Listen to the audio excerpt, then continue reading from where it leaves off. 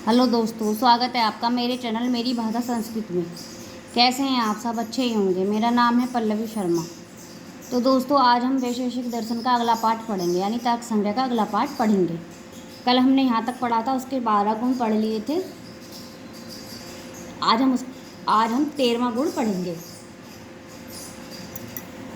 सबसे पहले जो भी मेरी वीडियो पर नया है वो प्लीज़ मेरे चैनल को सब्सक्राइब करे। अगर उसे मेरी वीडियो अच्छी लगे तो प्लीज़ लाइक करें और कमेंट करें। तो दोस्तों, कल हम 12 गुण पढ़ चुके थे। हमने बताया था वैशेषिक दर्शन का संक्षिप्त परिचय हम पढ़ चुके हैं।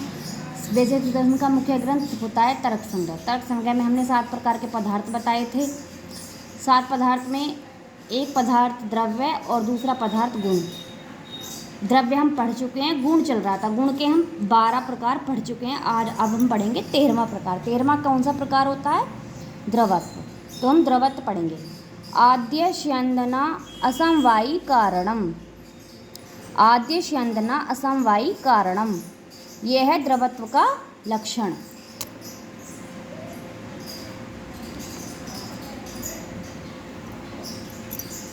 द्रवत्व होता है 2 प्रकार का। कौन कौन सा?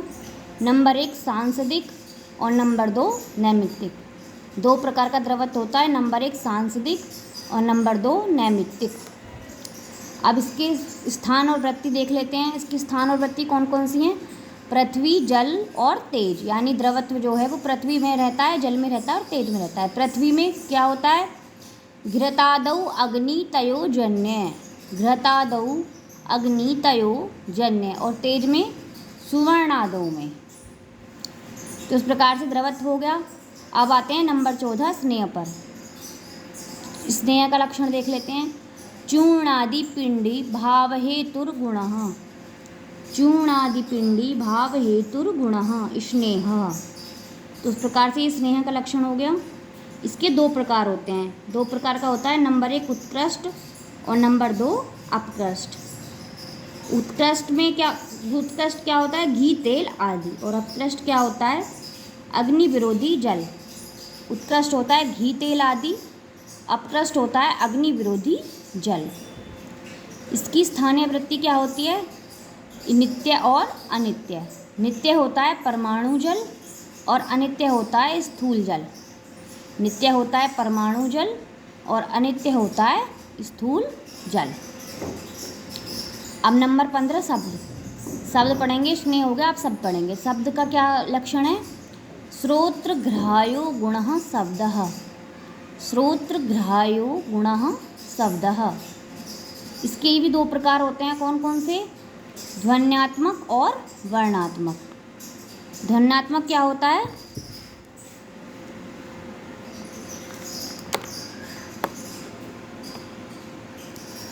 ध्वन्यात्मक होता है भैर्यादौ भेरी बांसुरी। भैर्यादौ यानी भेरी और बांसुरी। और वर्णात्मक क्या होता है? संस्कृत भाषा आदि रूप। यानी ध्वन्यात्मक होता है भेरी और बांसुरी और वर्णात्मक होता है संस्कृत भाषा आदि रूप। और दीपिका, ये देखो दीपिका के अनुसार थोड़ा सा अलग है। यानी जो तर्क की दीपिका है तर्क संग्रह की, उसके थोड़ा सा अलग है। इसमें शब्द जो है वो 3 प्रकार का बताया गया है दीपिका के अनुसार। कौन कौन सा? नंबर 1 संयोग, नंबर 2 विभाजन और नंबर 3 शब्दज। संयोग में बताया भेरी व दंड का संयोग, विभाजन में बांस या दंड को तोड़ना, और शब्दज में प्रथम शब्द में वाणी में उत्पन्न। तो उस प्रकार से दीपिका के अनुसार ये 3 प्रकार का है। अब इसकी स्थानीय वृत्ति देख लेते हैं। स्थानीय वृत्ति कहाँ है इसकी? आकाश।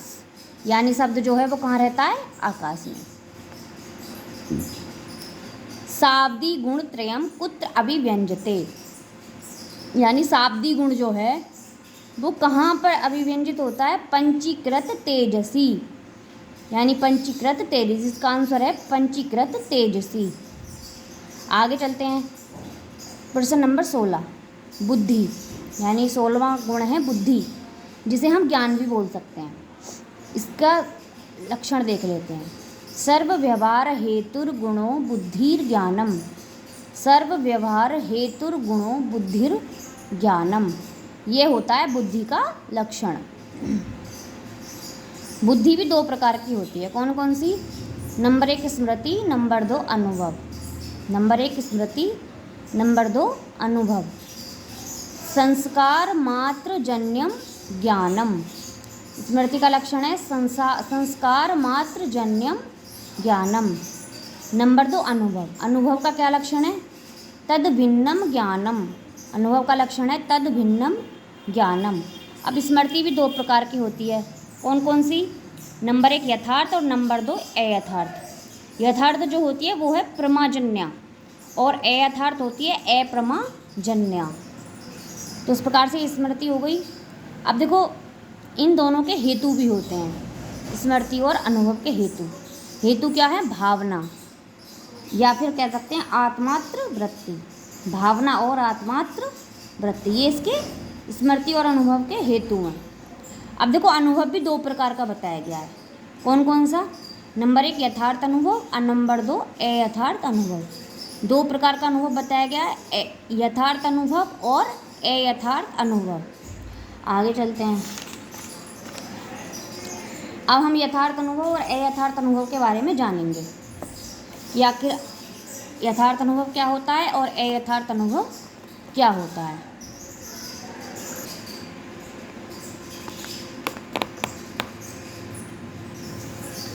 तो देखिए यथार्थ अनुभव। यथार्थ अनुभव के बारे में जानते हैं। यथार्थ अनुभव होता है प्रमाणिक ज्ञान। यथार्थ अनुभव होता है प्रमाणिक ज्ञान। अब यथार्थ अनुभव का लक्षण क्या है? तद्वती तत्प्रकार को अनुभवो यथार्थः।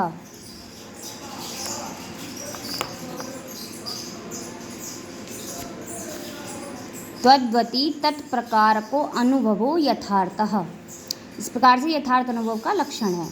यथा यानी इसका उदाहरण क्या है? रजते इदम रजतम। रजते इदम रजतम। अब इसके प्रकार बताए गए हैं, यानी यथार्थ अनुभव के प्रकार होते हैं। कौन कितने प्रकार होते हैं? 4 प्रकार। यानी यथार्थ अनुभव 4 प्रकार का होता है। कौन कौन सा? प्रत्यक्ष, नंबर 2 अनुमिति, नंबर 3 उपमिति और नंबर 4 शब्द। अब इनके कारण भी होते हैं। चारों के कारण कौन कौन से होते हैं? प्रत्यक्ष, अनुमान, उपमान, शब्द। यानी प्रत्यक्ष का प्रत्यक्षी, अनुमिति का अनुमान, उपमिति का उपमान और शब्द का शब्द। तो देखो यहाँ पे ये भी पता चल गया कि प्रमाण, यानी यहाँ पे प्रमाण से मतलब हो गया कि इसमें तर्क संग्रह में 4 प्रकार के प्रमाण बताए गए हैं। कौन कौन से? प्रत्यक्ष, अनुमान, उपमान और शब्द। वो खैर आगे पढ़ेंगे। चलिए अभी फ़िलहाल ये पढ़ते हैं करण का लक्षण। अब सबसे पहले जब यहाँ पे बताया कि करण होता है, इनके करण होते हैं। भाई यथार्थ अनुभव के प्रकार हुए, इनके करण भी होते हैं। अब करण आखिर होता क्या है? करण का भी एक लक्षण होता है। क्या होता है? असाधारणम कारणम करणम। ये सब देखो, ये सब बहुत ही इंपॉर्टेंट है। यूजीसी नेट में बहुत क्वेश्चन बनते हैं इनसे। तो चलिए करण का लक्षण होता है असाधारणम कारणम करणम। तो ये हुआ करण का लक्षण। कारण का क्या लक्षण है? कारण का लक्षण है कार्य नियत पूर्ववृत्ति कारणम। कार्य नियत पूर्ववृत्ति ही कारणम। ये हुआ कारण का लक्षण। तर्क संग्रह की दृष्टि से, बल्कि न्याय दर्शन की दृष्टि से, यानी जो न्याय सूत्र है उसकी दृष्टि से, यानी तर्क भाषा। एक वैशेषिक दर्शन का ग्रंथ है तर्क संग्रह और न्याय दर्शन का ग्रंथ है तर्क भाषा। तो तर्क भाषा की दृष्टि से इनके जो लक्षण है वो भिन्न हो जाएंगे। तो ये तर्क संग्रह की दृष्टि से ये लक्षण है इनके। कारण का लक्षण है कार्य नियत पूर्ववृत्ति ही कारणम। कार्य का लक्षण, कार्य का क्या लक्षण है? कार्य प्रागभाव प्रतियोगी। कार्य प्रागभाव प्रतियोगी। अब देखिए कारण का लक्षण पढ़ा हमने। अब कारण के प्रकार जान लेते हैं। कारण भी 3 प्रकार का होता है। कौन कौन से? नंबर 1 समवायी कारण, नंबर 2 असमवायी कारण और नंबर 3 निमित्त कारण।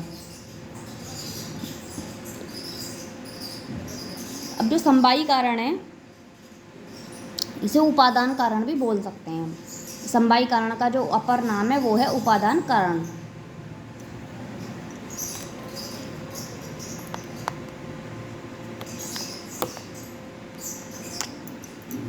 तो समवायी कारण का जो उपनाम है वो है उपादान कारण। इसे मृत्तिपंडः भी बोला गया है। मृत्तिपंडः। इसका लक्षण जान लेते हैं। यत् संवेतम कार्यम उत्पद्यते तत् समवायी कारणम। यत् संवेतम कार्यम उत्पद्यते तत् समवायी कारणम। यह है समवायी कारण का लक्षण। यथा, यथा यानी इनका उदाहरण। क्या है? तंतवः पटस्य पटश्च स्वगत रूपादे, तंतवः पटस्य पटश्च स्वगत रूपादे। इनमें क्या है? गुण गुणीनो संबंध। इनमें है क्या है? गुण गुणीनो संबंध। अब आते हैं असमवायीकरण पर। असमवायीकरण का लक्षण देख लेते हैं। कार्येण कारणेन वा सही स्मित्रार्थे संवेतत्वे सति यत् कारणं तद् समवायिकारणम्। कार्येण कारणेन वा सही कस्मित्र अर्थे संवेतत्वे सति यत् कारणं तद् समवायिकारणम्। ये हुआ असमवायीकरण का लक्षण। अब यथा यानी इसका उदाहरण देख लेते हैं। तंतु संयोगः पटस्य तंतु रूपम पट रूपस्य। ये हुआ इसका उदाहरण। अब नंबर 3 निमित्त कारण पे आते हैं। अब इसका लक्षण देख लेते हैं। तद्भूय भिन्नम कारणम निमित्त कारणम, तद्भूय भिन्नम कारणम निमित्त कारणम। ये हुआ निमित्त कारण का लक्षण। अब इसका यथा यानी इसका उदाहरण देख लेते हैं। तुरी वेमादिकम पटस्य, तुरी वेमादिकम पटस्य। ये हुआ इसका उदाहरण। देखिए चल इस प्रकार से ये तीनों कारण हो गए और ये बहुत ही इंपॉर्टेंट भी हैं। अब एक क्वेश्चन देख लेते हैं। असमवायी कारण के नाश से किसका नाश होता है? यानी जब असमवायी कारण के नाश होता है तो उससे किसका नाश होता है? तो उसका नाश होता है द्रव्य का। ठीक है। अब देखिए ऊपर बताए थे ना करण के प्रकार, यहाँ पे तो कारण के प्रकार हुए, अब यहाँ पे करण के प्रकार एक बार देखिए कौन से? प्रत्यक्ष प्रमाण, अनुमान, उपमान और शब्द। प्रत्यक्ष, अनुमान, उपमान और शब्द। तो अब इनके बारे में पढ़ेंगे हम प्रमाणों के, प्रत्यक्ष, अनुमान, उपमान और शब्द के बारे में। तो देखिए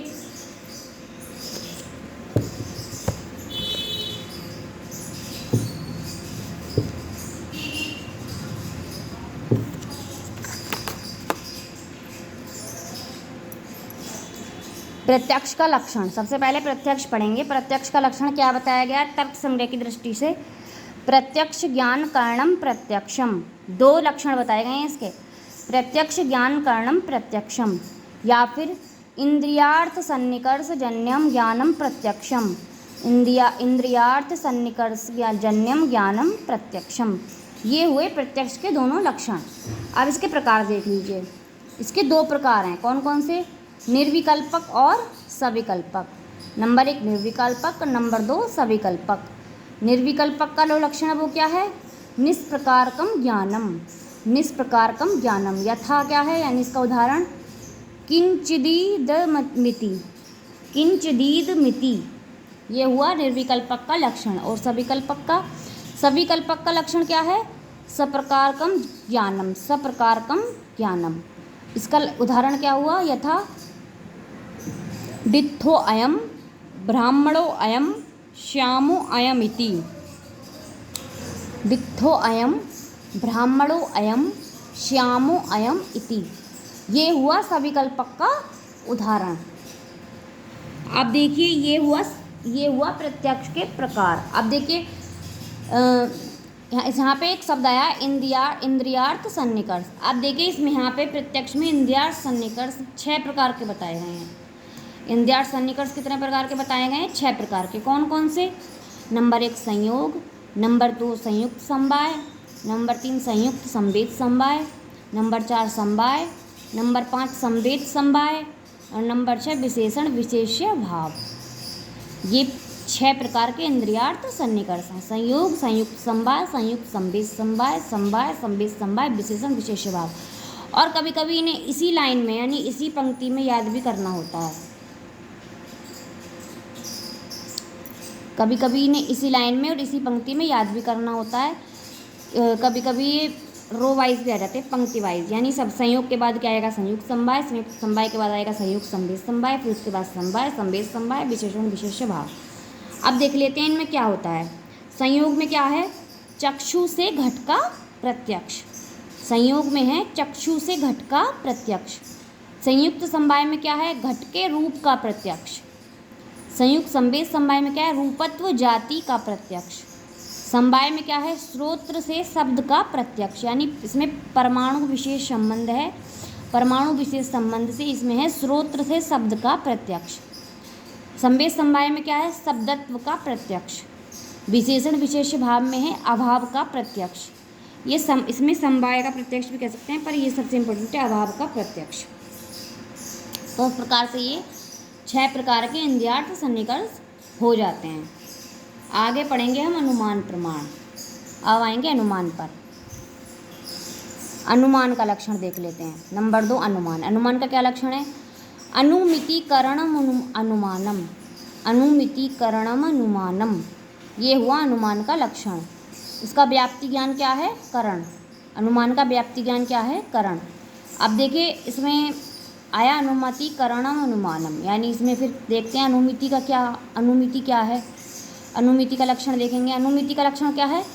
परामर्शजन्यम ज्ञानम अनुमिति ही। परामर्शजन्यम ज्ञानम अनुमिति ही। इसका लक्षण क्या है? यथा तज्जन्यम पर्वतो वहिनमान इति अनुमिति ही। तज्जन्यम पर्वतो वहिनमान इति अनुमिति ही।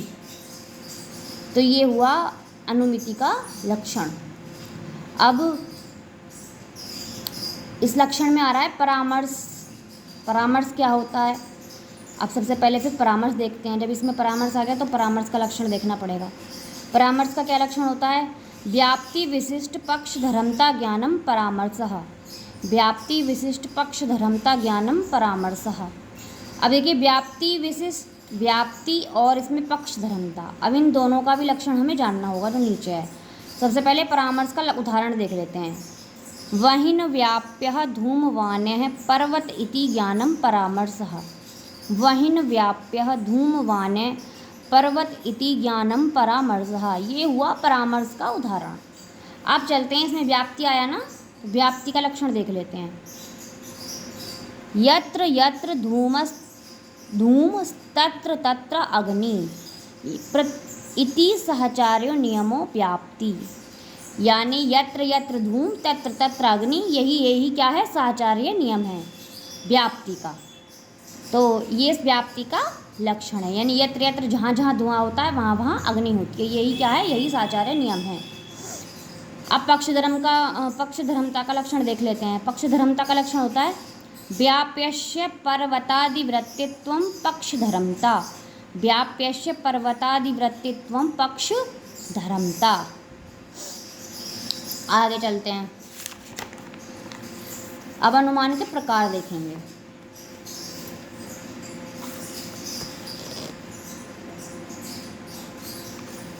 अनुमान के प्रकार। अनुमान 2 प्रकार का बताया गया है इसमें। Number 1 स्वार्थानुमान, number 2 परार्थानुमान। स्वार्थानुमान क्या होता है? स्वार्थानुमान का लक्षण देख लेते हैं। तत्र स्वार्थम स्वानुमिति हेतु।